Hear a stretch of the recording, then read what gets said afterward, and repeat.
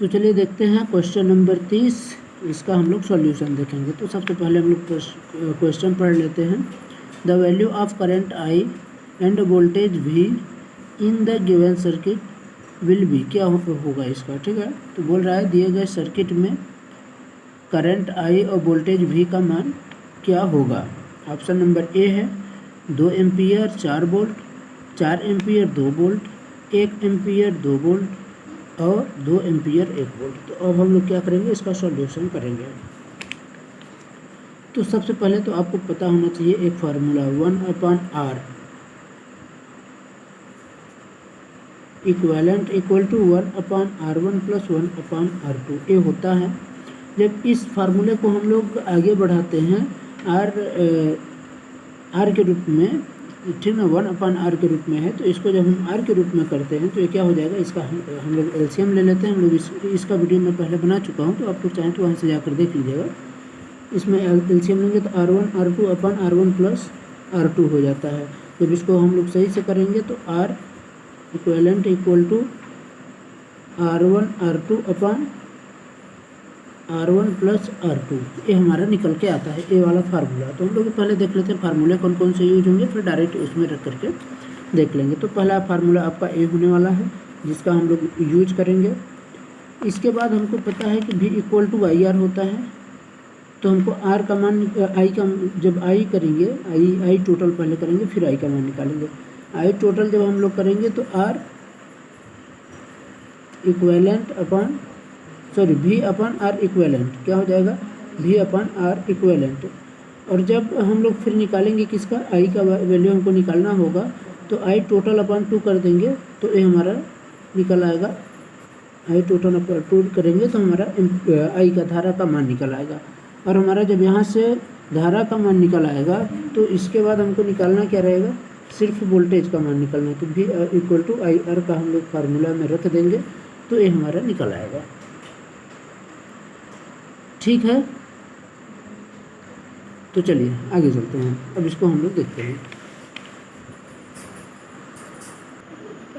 तो फिर यहाँ पर हम लोग क्या निकाल लेंगे, हम अब देखिए क्या है कि यहाँ हमारा वोल्टेज दिया गया है, ये हमारा R1 हो गया और ये तीनों जो हैं वो हमको R2 हो जाते हैं, मिल जाते हैं, ठीक है।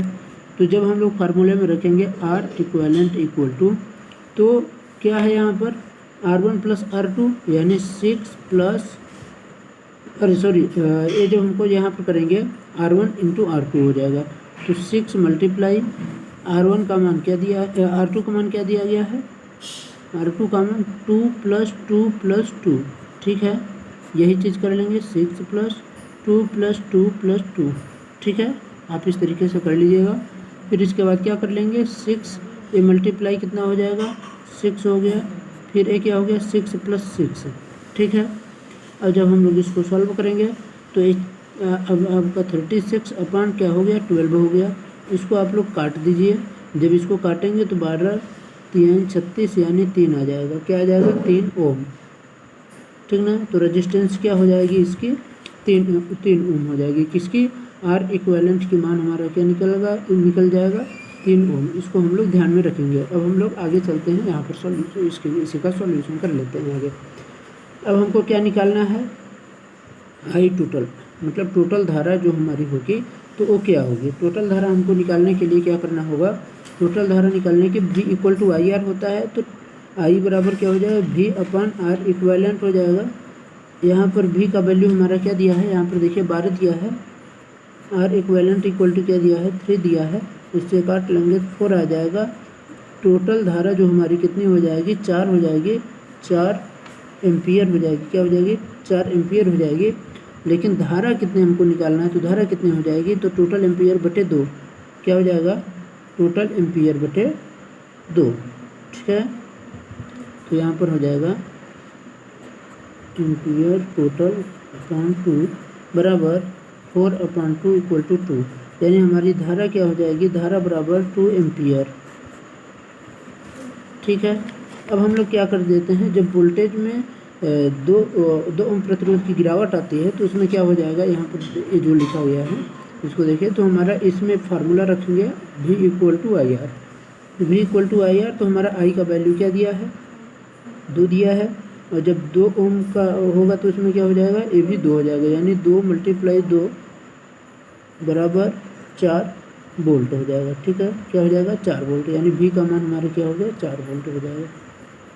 तो इस तरीके से आप सॉल्व कर सकते हैं, यानी I का मान क्या दिया है, 2 एम्पियर और 4 वोल्ट। ये वाला ऑप्शन आप देखिए कौन सा है, 2 एम्पियर 4 वोल्ट, फर्स्ट नंबर वाला ही है, तो आंसर हमारा फर्स्ट हो जाएगा। ठीक है, तो आप इस तरीके से इसको सॉल्व कर सकते हैं। देखिए क्या है कि जैसे एक ए वाला चैप्टर हो गया, मतलब ए वाली जो प्रश्नावली है, इसमें से इस टॉपिक से रेजिस्टेंस वाले टॉपिक से अच्छे खासे क्वेश्चन पूछे जा रहे हैं। दर्पण वाला एक है टॉपिक, तो उससे भी अच्छे खासे प्रश्न पूछ रहे हैं, तो आप लोग इसको एकदम बढ़िया से तैयार कर लीजिए, क्योंकि रेजिस्टेंस वाला बहुत सारे क्वेश्चन है। जैसे ये भी देखिए एक है, अगर आपको फार्मूला पता होगा तो इसको भी आप कर सकते हैं। यहाँ पर आप देख रहे हैं, ये सब पूरे रेजिस्टेंस, तो किसी न किसी एक टॉपिक का वेटेज बहुत ज़्यादा हो जाता है। जैसे इस वाले पेपर में क्या था कि रेजिस्टेंस के टॉपिक से अच्छे खासे क्वेश्चन पूछे गए, शुरू से लेकर लास्ट तक बहुत रेजिस्टेंस के प्रश्न हैं आपके, ठीक है। और जितने प्रश्न कराए जा रहे हैं तो इन सब से क्वेश्चन ऐसा तो है नहीं कि न किसी, क्योंकि प्रीवियस ईयर क्वेश्चन बहुत मायने रखता है नीट का जेई मतलब, क्योंकि फिजिक्स एक ऐसा है जो कि नीट जेई दोनों में रहता है। तो ये प्रश्न कुछ 2-4 क्वेश्चन ऐसे होते हैं जो आगे पीछे कर सकते हैं, भले उसमें नंबर चेंज कर दें, लेकिन और बाकी क्वेश्चन उसी टाइप के रहते हैं।